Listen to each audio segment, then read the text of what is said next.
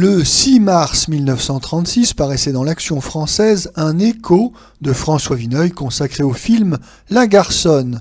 Avant d'écouter cette courte critique, nous allons tout d'abord faire un résumé du film. La Garçonne, un film de 1936 de Jean de Limur d'après le roman de Victor Marguerite, avec Marie-Belle, Arletty, Marcel Prince, Junie Astor, Marcel Génia, Suzy Solidor, Édith Piaf, Jeanne Marquen et Henri Roland, Jean Worms, Maurice Escande, Jean Tissier.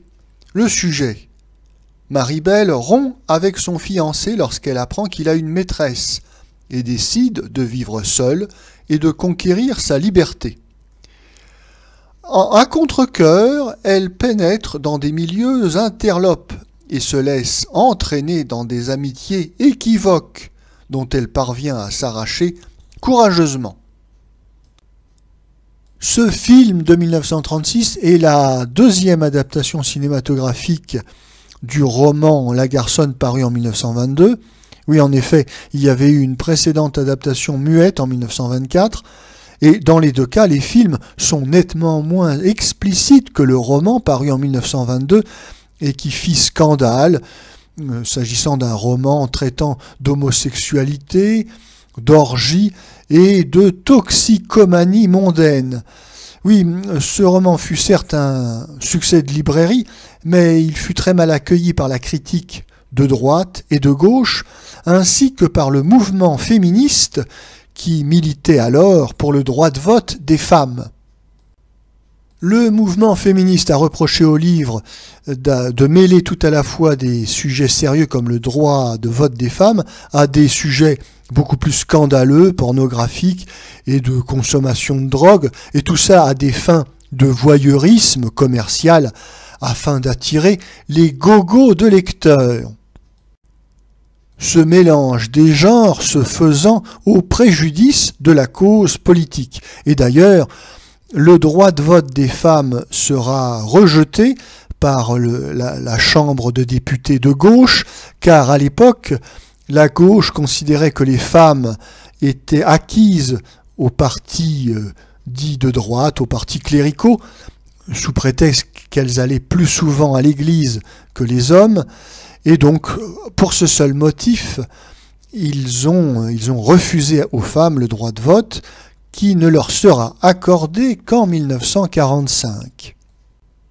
Notons enfin que bien que le film eût obtenu son visa d'exploitation, le Conseil des ministres de la République tentera d'interdire sa diffusion, mais devra renoncer à ce projet en raison de la grande campagne de presse en faveur de la libre diffusion du film. Nous écoutons maintenant le texte de la critique de François Vineuil, texte intégral. Je ne veux dire ici qu'un mot de La Garçonne, d'après le vieux pornographe Victor Marguerite, camouflé, selon l'usage, en peintre des mœurs. Ni le livre, ni le film n'ont bien entendu le moindre rapport avec l'art littéraire ou l'art du cinéma. La littérature, par ses plus beaux poèmes, ses plus énergiques satires, ses plus vastes romans, a toujours été ouverte à l'étude des vices. Rien de ce qui est humain ne pouvait rester étranger à Ronsard, Rabelais, Shakespeare, Diderot, Balzac, pour ne citer que. Personne, sauf quelques cagots, n'a jamais songé à leur reprocher leur rudesse et leur franchise crue. La pornographie, au contraire, vieille comme l'homme, n'est qu'un commerce et le plus méprisable, le plus monotone de tous. Aucun talent, si mince soit-il, n'a jamais pu se plier à de telles besognes. La pornographie sue le plus triste ennui. La fade ordure de Victor Marguerite m'est tombée jadis des mains au bout de 30 pages. Je n'ai pas eu la patience de voir cette semaine le film jusqu'au bout. Cette forme de la malpropreté est encore en dessous d'un certain naturalisme auquel s'attache une apparence de courage. C'est l'exploitation de ce qu'il peut y avoir de plus bassement romanesque dans le public, d'ailleurs déçu, rien n'étant jamais précisé. Cette gravelure sournoise et morne est donc une sorte d'escroquerie, au demeurant dégradante et honteuse, surtout par son imbécilité feuilletonesque. La censure avait une belle occasion de purger l'écran français d'un spectacle en tout point exécrable. Elle s'était bien gardée de le faire. On s'en doutait. Le pornographe communisant Victor Marguerite a donné de longue date ses gages de pur républicanisme.